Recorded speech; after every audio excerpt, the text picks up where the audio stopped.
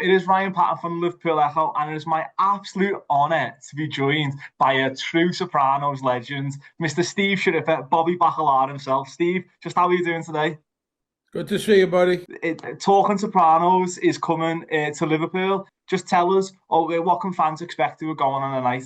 Okay, so we have a comic, a very funny comedian that's traveled with us for years, named Joey Cola. He's he's done all the big TV shows here, and he'll do about 10 minutes. Then we'll show some clips from the series. Then we'll come out and we'll answer some prepared questions, and they're funny behind the scenes stories. Very funny stories that only people that were there would know. So we tell some funny stories, we answer some questions.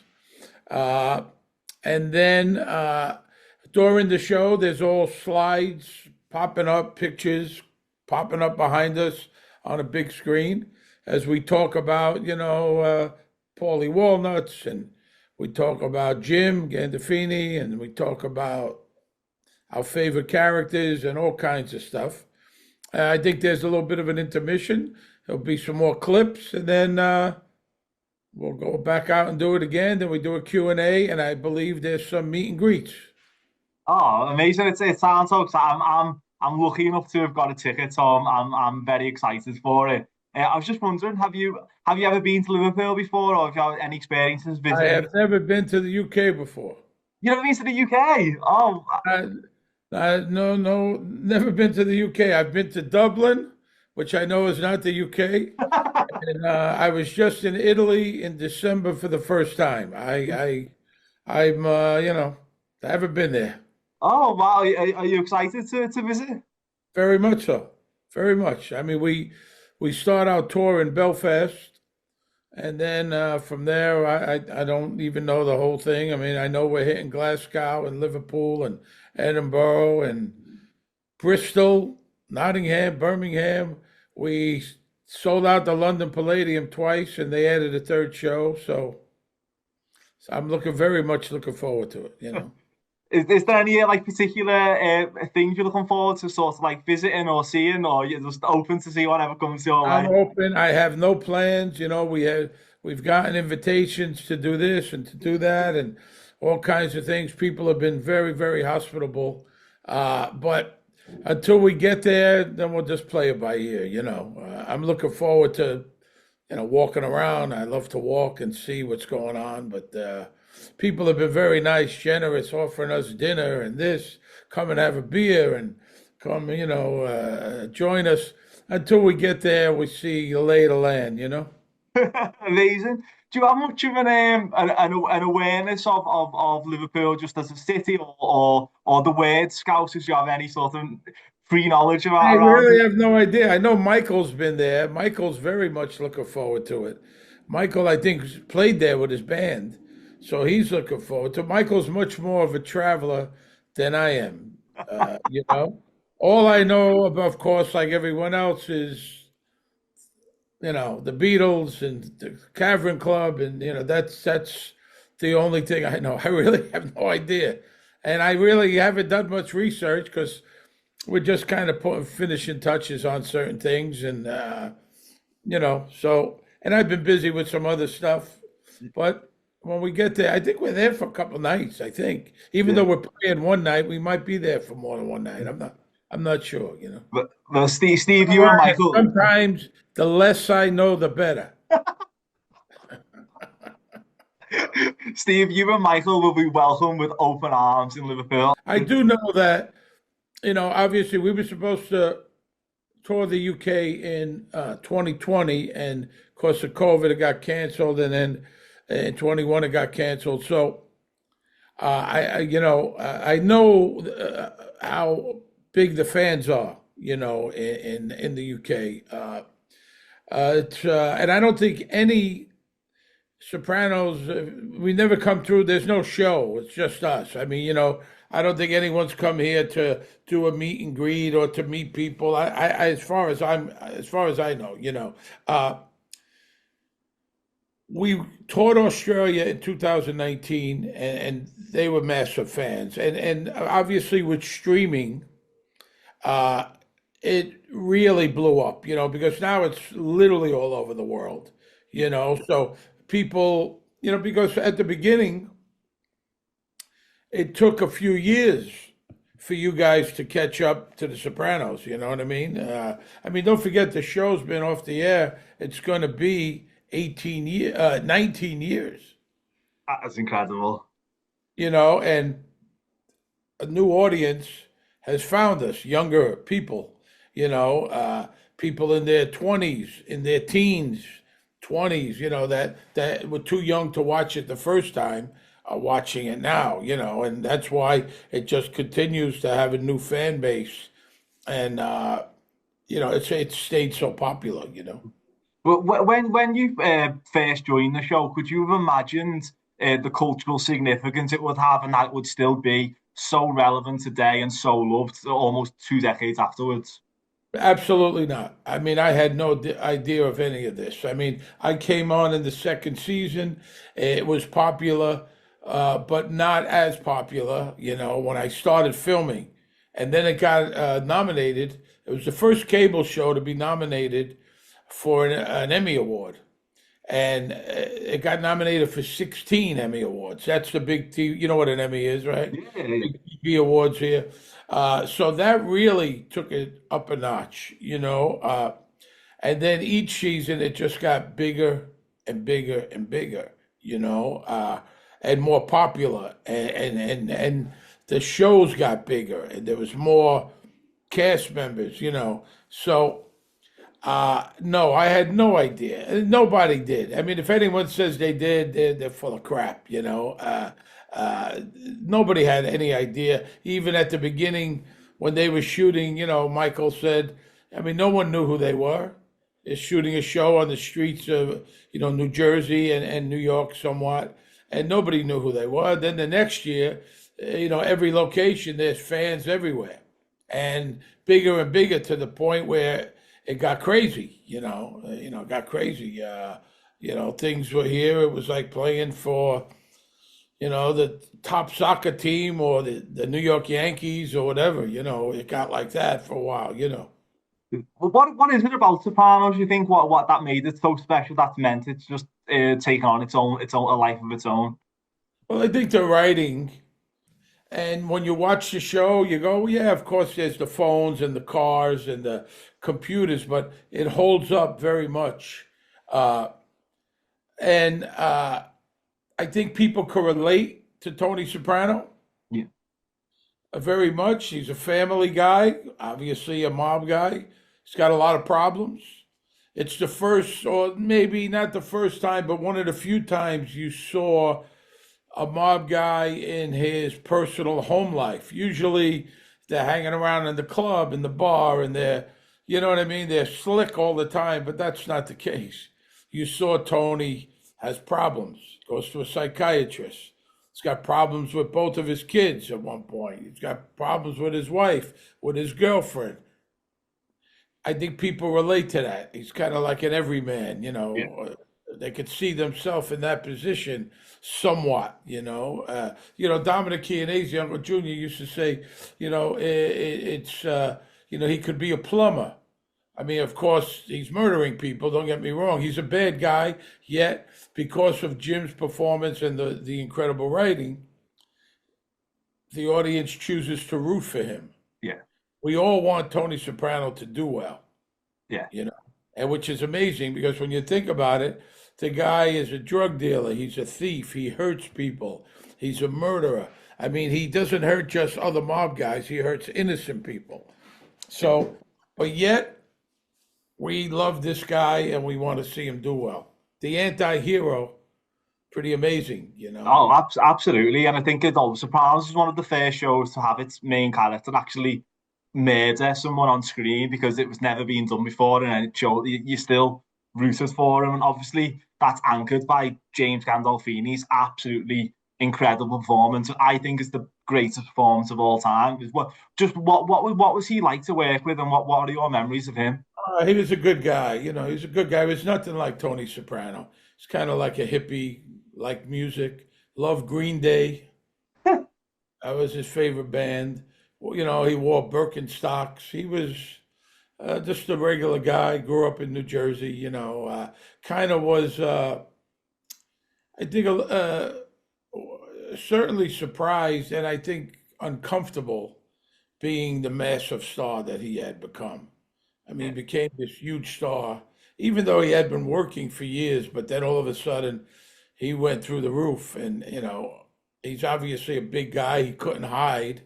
So a little uncomfortable there. I mean, listen, it's been well documented. Jim had his problems, but he was a really generous, really good guy. And we had a lot of fun together, a lot of laughs. Uh, so I have good memories. It's going to be 13 years Yeah. this year that he's passed away. I have good memories of him. Great memories also of Tony Sirico, who is was just one of a kind, man, and we had a lot of fun, a lot of fun. One of a kind guy. I'm gonna have lunch. What's today? Wednesday, Friday, with Dominic, Uncle Junior. Oh yeah. Yeah, he was living in outside of London for a while, for a number of years, and he just got back here a couple months ago. I haven't seen him. We're gonna have lunch on Friday. Oh, but you and Dominic, you've had such an incredible chemistry together on screen. Is that sort of have you got a special bond away from the screen as well? Absolutely, kind of the same. He's going to be 95 next month, Wow. and he's Oh, very sharp, very spry. So I look forward to him. A pleasant gentleman, nothing like Uncle Junior at all. yeah. Nothing. Complete 360 opposite. You're so synonymous with Bobby Baccalieri. So do you get many people of still approach you on the streets? Now, I imagine like if you and Dominic are out at dinner together, people must come over and just be like, "Oh, it's Bobby and Uncle June." Yeah, I guess for some people it's we've been out together numerous times, and I guess it's kind of amazing, I guess, for people. I mean, also when you're with me and Michael are running around together, people do a double take. Yeah. You know. But obviously, you're about to go on the road with Michael, who's obviously an incredible actor as well. His performances, Christopher, again, one of the greatest of all time, in my opinion. Just what's it like for you and him going on the road? What's yours? Obviously, you must have a strong relationship off screen as well. We've been very close friends, kind of almost since I met him. We've done a lot of traveling together, a lot of work together. We had the podcast together, uh, which was a lot of fun. Did you listen to the Yeah, podcast? yeah. People think we hated each other. They didn't know that we're the closest of friends. I mean, you had to do something. You had to entertain, right? People go, I don't know if they love each other or hate each other. I mean, I don't think if you didn't get along, you couldn't do that. Couldn't say what you said to each other. Uh, so we've done a lot of stuff. We've traveled, with the show. We both had other jobs all the time. I was on Blue Bloods for 9 years. I was on another series here, Secret Life of the American Teenager. Uh, so, uh, we just kind of clicked, and we've stayed close friends. And he's a wonderful, honest guy. He's a terrific actor. He helps a lot of people, and there's no showbiz bullshit with him. He's wonderful in everything he does. He was in a Broadway play last year. He's got a couple movies out, and he's a pleasure to be around. And listen, there's not many people. I'm not the easiest guy to get along with. There's not that many people that I could travel with now here for 2.5, 3 weeks in close quarters. I like to eat a steak. He's a Buddhist. He's a vegetarian. We're kind of like opposite ends. I like to have a few drinks. He doesn't anymore. You know. I was going to ask then, because Michael's been to Liverpool before. Will he be showing you around some of the spots that he's been to? Do you think? I would Or assume if we have time. I don't really know that. To be honest with you, Ryan, I have the schedule I have the schedule, but I haven't, like I said, I've been kind of tied up, so I don't know. I haven't really studied like what the hell we're doing. I know we're on the road and there's a tour bus and there's certain hotels. Let me tell you where we're at. I've got this. I'm not very technical. So this is the schedule, right? We're traveling the 13th, the 4th, right? We travel the 13th to 14th. Then we're in Belfast, then Birmingham, Liverpool. We have a day off in Liverpool. Oh, So then Michael showed me around on the 18th. We got the day off, and then we're playing Liverpool the 19th. So we're gonna spend some time. So that'll be good. And then we go to Nottingham after Liverpool. Is that close by? yeah. I think it's about 2 hours away, 2 hour drive. So for you guys in And America, that's incredibly close. we're in Edinburgh, Glasgow, London, Bristol. Then a couple days in London, off, Manchester, Newcastle, and London. So it's a pretty tight thing, but we'll have a few days to, look around. Oh, amazing. Well, in Liverpool, Michael will show me around. He's good like that. I'm old and cranky, but he'll show me around. in Liverpool, one of our best sandwich shops is Yeah, I've sort of heard that. is incredibly Sopranos inspired. So you've got to go to Derek's and get a gabagool. I reckon when you're here. What's the name of it? What's the name of it? It's called Derek. Derek said it's right in Liverpool. Right, yeah. There's a couple of them around. There's one in the city centre, and there's a couple in some popular neighbourhoods. But you can go there and get a gabagool. Good. All right, I'm gonna make sure I hit that for sure. And how many people live in Liverpool? Oh, you put me on the spot. Yeah, I think it's like 500,000. I think. Oh, so it's a fairly good sized city. Okay. Oh yeah, it's a big city, and obviously we've got our quite a singular identity as well. We're sort of in the same way New Jersey and New York does, but obviously on a bigger scale. I was wondering, you're understanding my accent remarkably well. Obviously, I speak with a Scouse accent. Yeah. I have to listen really hard because you got a thick accent, brother. I'm listening very hard. I don't in an interview. I don't usually listen this hard, but You're doing incredibly well. Have you heard a Scouse accent before, or is this your first experience with one? I'm sure I'm sure I have. I don't know. When I watch TV from the UK and Scotland, and I have to put the caption on, so I read it because I have a hard time understanding. Somewhat. You have a thick accent. I absolutely do. I'm trying to slow it down as well in this interview. Yeah, you have a thick accent. Yeah. But at the moment, Stephen Graham who was in Adolescence. He's sort of putting the Liverpool accent on the map a little bit. So Yeah. if you've Yeah. heard him talk, he's a bit similar to how I talk. I think. But I think Sopranos I do think it's genuinely the best of all time. I think it's certainly one of the best dramas of all time. I agree, and people watch it over and over and over. Uh, people. We've met people that every year they watch the series again. You could look at it almost like an 86-hour movie. Yeah, It's a very complicated show. yeah. I hadn't watched it since it came out. I would just watch it on Sundays the one time. And because I was a fan of the show, I don't usually watch myself. Oh, really?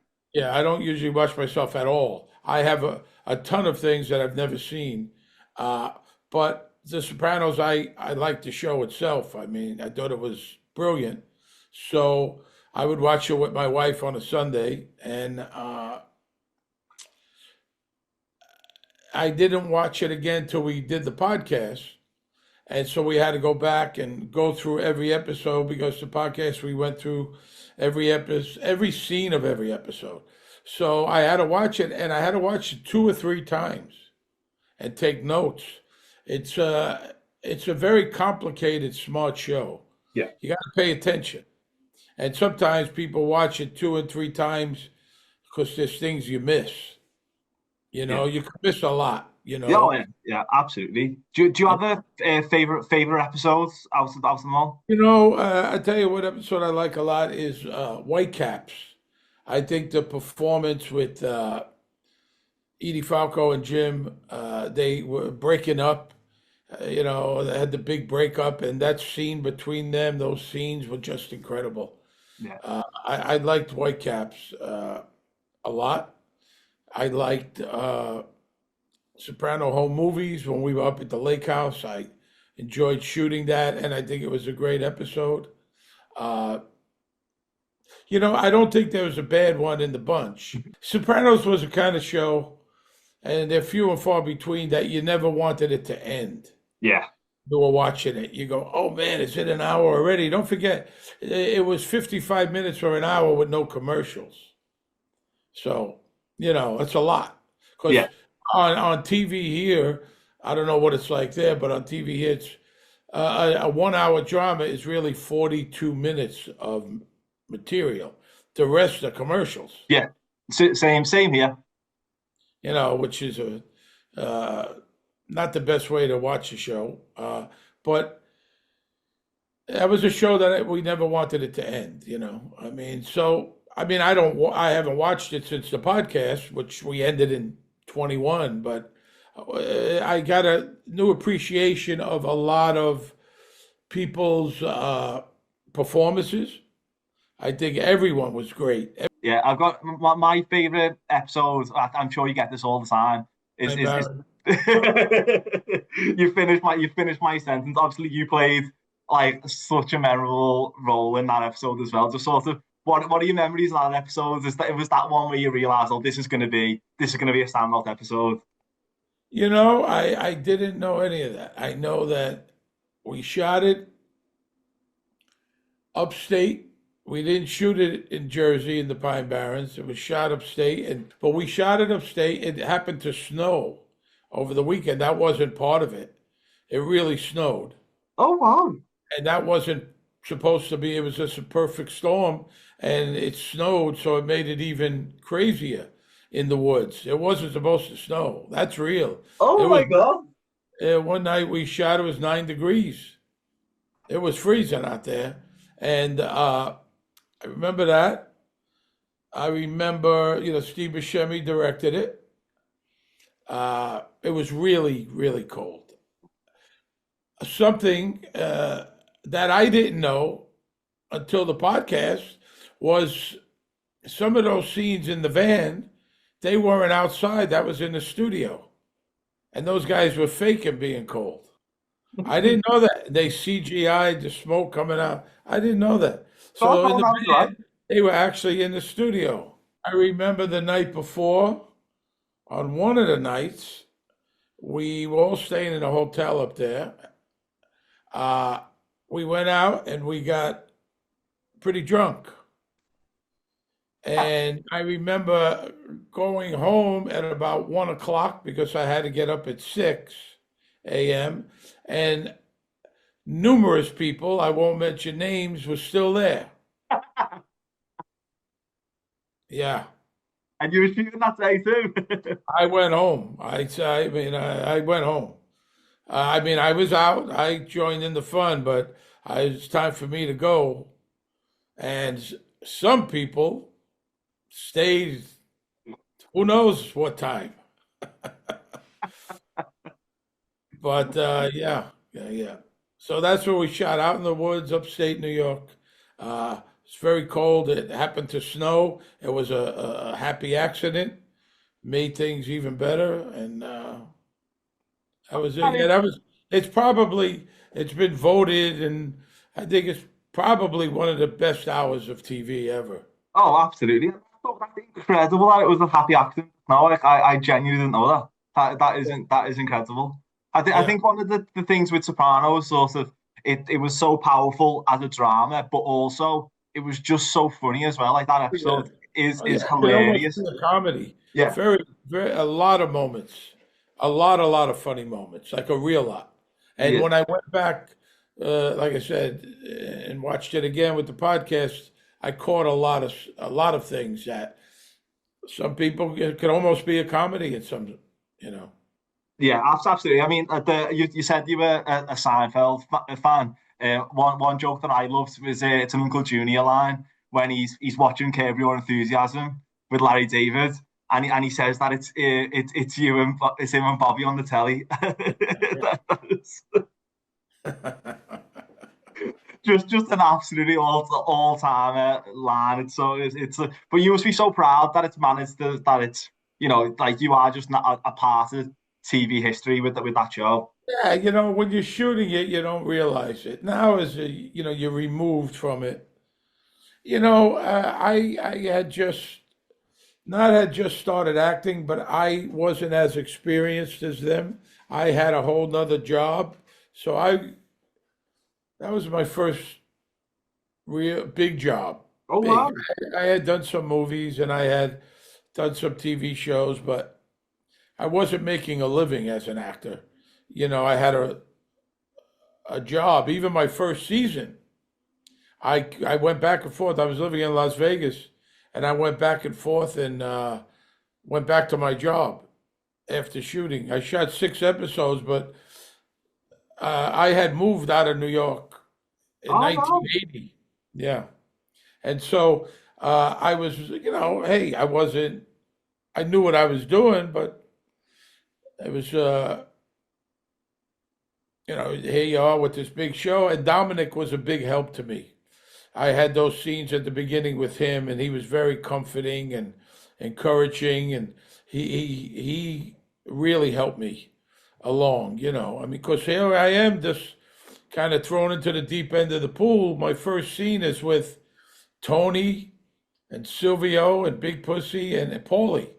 That was my first scene when they to Victor belonged the spoils. That was my first scene, and here you are with four of the guys. I didn't know anyone. Yeah. I Oh, I moved out of, I grew up in Brooklyn, but I moved out of here. So I never worked in New York. I worked in Canada at the time. I had worked in LA a lot, in Las Vegas a little, but that was it. oh wow! And obviously, then you become one of the most beloved characters in the show, which I think is a testament to your performance. I think I improved. Uh, After that first season, I looked at it and I kind of cringed. I worked very hard, and I think my second season, season three, I think I became a much better actor. Yeah, is That that when first, you felt part of the cast a bit more? yeah, Like, yeah, and I wore a fat suit. That was fake. The suit was fat. I wasn't that fat. I wore a fat suit for the first 2 seasons. well, all this stuff is going to be in the Talking Sopranos show, I imagine. This is the kind of stuff Yeah. you're baffled by it already, and there's a lot more. You're baffled, and you know the show. I know.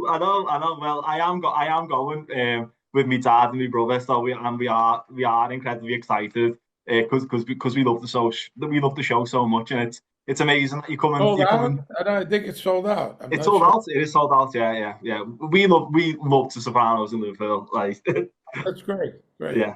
Just one final one for myself. Just sort of what else is going on in your life at the moment? Upcoming projects. I know you're always What else busy. is going on? I got a book coming out. I got a book coming out with my dog. I have a famous dog. I don't know if you ever saw my Instagram. Of course, I've seen the dog. Got a few other things cooking, but right now I'm kind of concentrating on uh, on the tour, and I got a few other things cooking in the meantime. But I've worked also, Ryan. Uh, I'm older. I'm 68 years old, and I worked for, never mind the first job in Vegas, but then I've been making a living at it for 26 years. Oh, wow. So, when good things come, whereas I was a little bit more particular, not as particular in the past, uh, unless something's good coming, I'm not doing it. Yeah. I'm okay. I mean, I saved my money. I did okay. I've had a good career. And I was always chasing the next big thing, next thing, next thing. I was on two more series after The Sopranos. I've written 7 books, and you know, so some good comes along, I'll do it. If not, I'm okay. I'll Yeah, ride off into the sunset. I'm okay. yeah. Your legacy secures. I can't. You're 68, did you say? Yeah. Oh wow, that's amazing. You look incredible for 68. What's your secret to staying young? Vodka.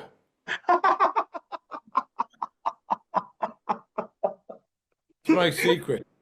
Uh, yeah, so like I said, I've been offered some stuff. I don't like to do it. This kind of crappy mobby stuff that I don't dig. But some good comes along. I'm fine with that. We'll see. It's got to be right. I did last year a couple of Dexters. I did a movie for Hallmark.